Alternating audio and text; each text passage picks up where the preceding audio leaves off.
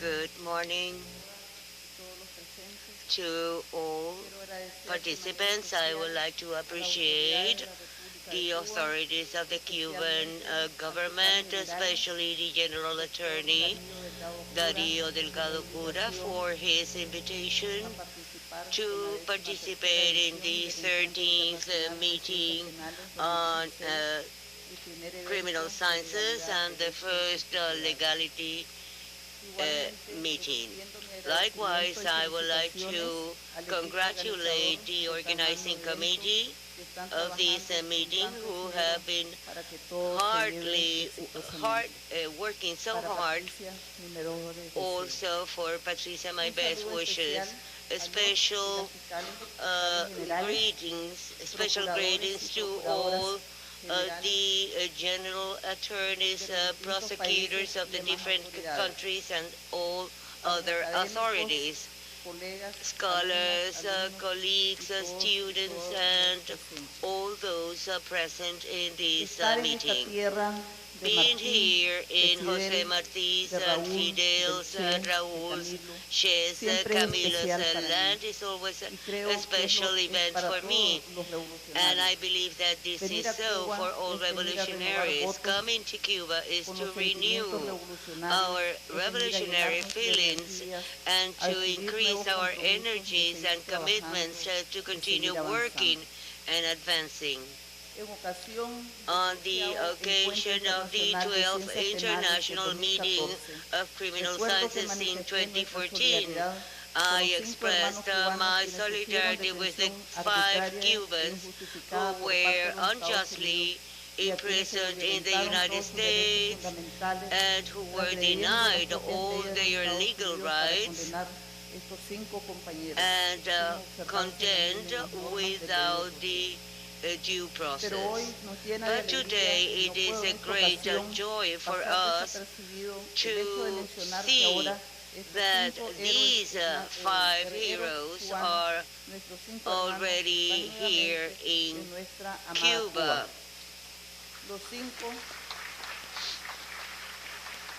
The Cuban 5 are free. They are here with their families and relatives and together with the people that never let them down. In Nicaragua, since the triumph of the revolutionary movement, we passed different laws protecting our colleagues, and these form part of this 13th meeting on criminal sciences. Nicaragua is in the midst of the Central American isthmus that joins North America and South America, and it is within Honduras and Costa Rica, and to the east with the Caribbean Sea or the Antilles, and with the Pacific Ocean. This is a very large country of 130,000 square kilometers, there land and sea territories subjected to great zoos. And it is important to point out that due to our geographic situation, from the historical point of view, has raised the interest of other countries, and in this regard, I can say that this is the vulnerable transit point of delinquents who come through organized crimes, drug trafficking, trafficking of persons, and so forth. So I would like to point out all these aspects, which is one of the most important items to be discussed here in this meeting. The immigrants traffic. Immigration and migration of human beings is a worldwide phenomenon present in all historical eras and in all the planet. The mankind's history has been the history of great migrations. The migration process is constant. Migration can only be understood by considering the historical framework and the social and economic variables of people migrating, the cultural, economic, and geographic and political aspects leading to massive movements of populations, either forced or normal. World migration nowadays is favored by globalization governing the human and development process while disseminating ideas across the world. To the extent in which natural disasters and conflicts create insecurity for people affected, when unemployment and poverty increase, the need of migrating is more pressing, and this can be seen and be worsened by violation of human rights. Exploitation of human mobility by delinquents who consider this as a profitable business is a sinister aspect. Migrants are the most vulnerable victims, and in this regard, the classical immigrant is a complex crime that can include different stages, countries, and actors, and which is in constant change with different forms across the world. Delinquents who are engaged on this kind of traffic have different kinds of organizations, not only organized crimes, structurally organized at the mafia style, but also delinquent networks which are more flexible, connected, especially working in this kind of traffic. Countries should be more dealing with this problem. According to the UN Office Against Drug and Crime, based on the two basic routes into Europe and from South America to other countries, $66,700 million are devoted to the delinquents working in this area. Nevertheless, this figure is higher in the world scale. Latin America is the second region at world level in immigration, according to the High Commissioner of the United States for the Refugees, with some 28.5 million persons. 70% of the total migration from Latin America and Caribbean countries has the United States as a final destination, especially from Mexico, 6.8, Colombia, 2 million, El Salvador, 1.3 million, Dominican Republic, 1.2 million. Migrants pay from $50,000 to $30,000 per person, according or depending on the origin country and the destination country, for a trip throughout thousands of kilometers and supervised by the gangs working in the railroads and controlling the traffic routes. The life of migrants are under risk.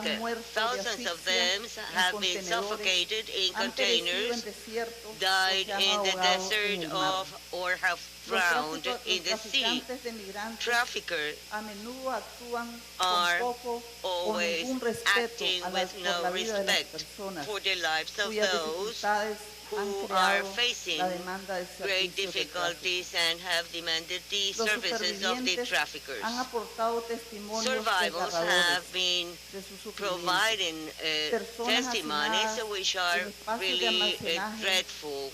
and they have spoken about how they were sent to containers without any windows, and when traveling by boat they are thrown to the sea. Besides, they can become victims of delinquency during the trafficking process or as a result of this process. Migrants who are trafficked are subjected to exploitation, and many of them become migrants who are victims also of these persons trafficking.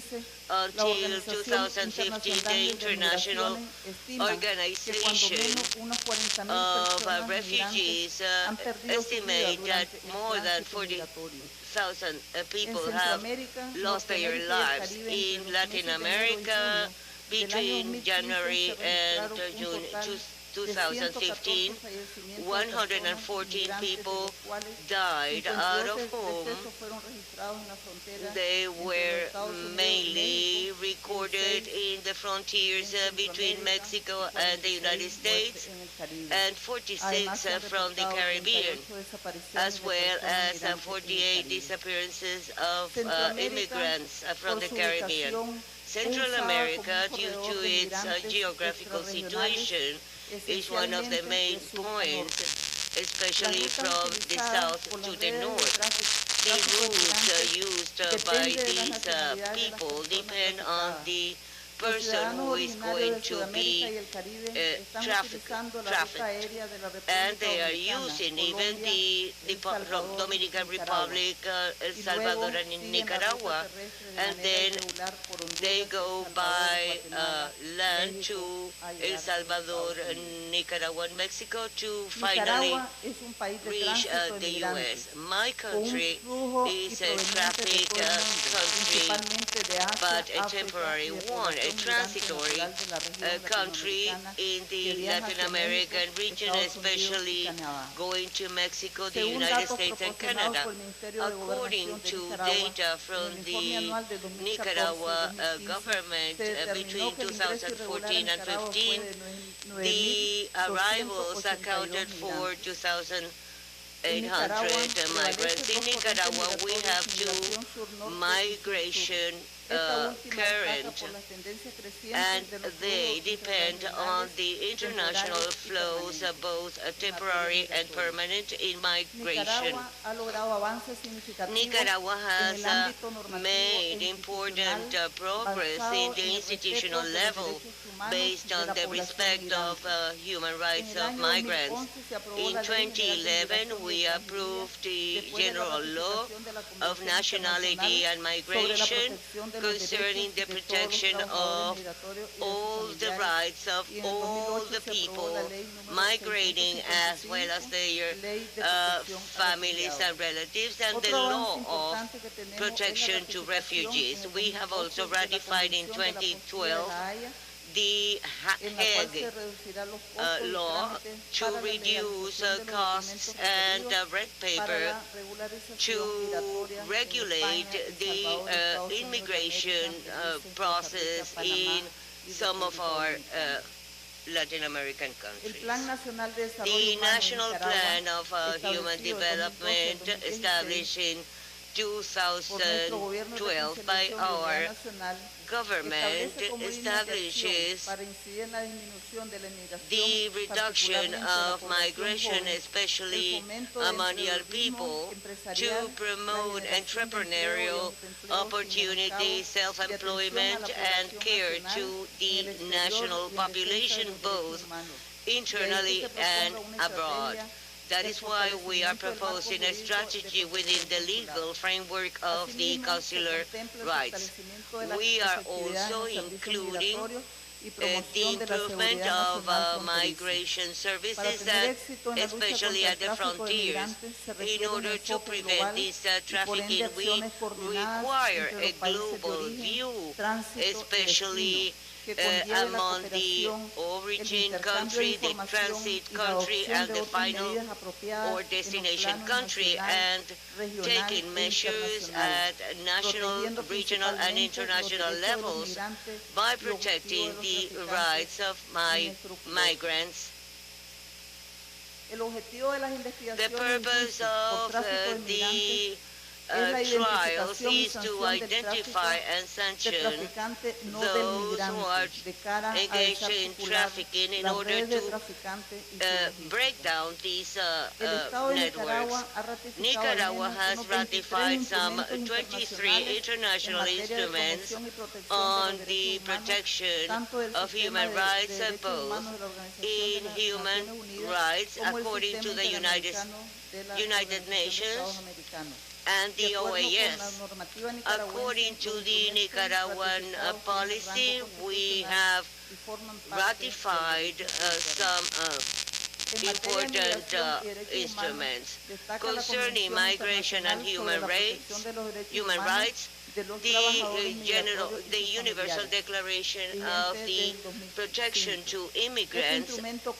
This instrument includes the principle of equality and the protection of human rights of migrants, and establishes a follow-up to the different reports submitted to the United Nations. One of the most important international instruments ratified by Nicaragua is the Palermo Protocol, according to the illicit trafficking of persons by air, land, or sea routes, where it says that in order to fight this illegal traffic, we demand a broad international agreement, exchange of information, and some other measures, including those of economic nature at national, regional, and international level, so as to increase international cooperation in migration and the development, and to face the causes of migration, since there was no previous instrument covering all the aspects of this problem, as well as other related problems that have been increased due to the organized crimes, especially this trafficking of persons, as well as other problems that can infringe the rights of the immigrants, including a protocol to prevent this kind of delinquency. Since 2015, we had 88 cases of immigrants, especially in the frontiers with Honduras and Costa Rica. We have determined that these networks are using the selective transportation and the collective transportation so as not to be detected by the police officers. On the other hand, we have determined that there is a great resistance from the persons who do not speak the language to collaborate with the penal process in comparison with other immigrants who are normally cooperating with the penal process. Nicaragua shares the consideration of these dimensions, the social, economic integration, safety, and human rights as the immigration policy in order to provide it with a comprehensive analysis. We support the immigration, safety, and control by fighting against this traffic and complying with the legal framework of Central American countries, where we commit ourselves to fight against these organized gangs engaged in persons trafficking so as to find comprehensive solutions for this problem. In 2015, in the south frontier of Nicaragua, there was an irregular flow of immigrants, which was a massive, insecure, disorganized, and non-controllable, and the services of food, health, lodgement, logistics, and protections were very difficult. It meant that it meant a violation of our national territory of thousands of immigrants. So the Nicaraguan government will not tolerate actions that will put our national sovereignty in danger, especially the integrity of our territory as the legal organization of our country. So my immigration puts or jeopardizes not only the Nicaraguan Republic but also other countries in the region. The Nicaraguan government used the international instruments providing respect of the sovereign frontiers of the countries and the rights going from one country to others without security. Nicaragua, as part of its migration policy, has protected the immigrants by increasing the management of migration and promoting an organized migration, and by answering crises and emergencies. The Nicaraguan country, as a migratory transitional country, shall ensure that this will be complying a law by in accordance with the laws ratified by the Republic of Nicaragua. In short, the migration and related issues can put the lives of immigrants in danger, thus giving delinquents with profitable gains, especially in origin, transit, and destination countries. Therefore, illicit traffic is a transnational crime and a cross-cutting process and should be effectively fought. The General Attorney's offices should maintain an international legal cooperation to face these and other organized crimes. We have the Ibero-American organization, IAN, made up by 21 countries, whose main objective is to strengthen cooperation, solidarity, and professional exchange among prosecutors and legal offices, and to promote common strategies to fight against drug trafficking, terrorism, illegal immigration, and others. Likewise, we are organizing within public councils to cooperate and exchange experiences in the formulation of instruments to persecute from the legal point of view these international crimes. This is the main pillar in the implementation of this security strategy. The main success of this aspect is the strong will of the government, the institutional organization, and especially the organization of the people in this regard. Before concluding, I should remind you that it is very important to join to unite ourselves to face this problem. As Che Guevara said, in the earth we need people building more and destroying less, to solve more and to give less problems. As a Nicaraguan, I cannot set aside or ignore that on February the 6th, we celebrated the death of Rubén Darío, the so-called Prince of the Spanish letters. We have celebrated and commemorated this poet as the national hero of our country. Rubén Darío was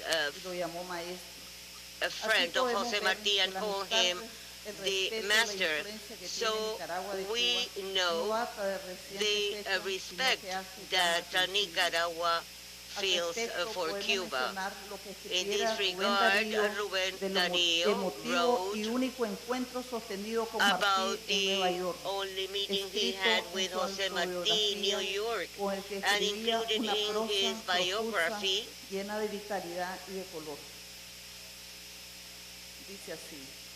quote, we traversed a somber hall, and then in a room full of lights I found a small man with a bright face, and he was telling me just only one word: son.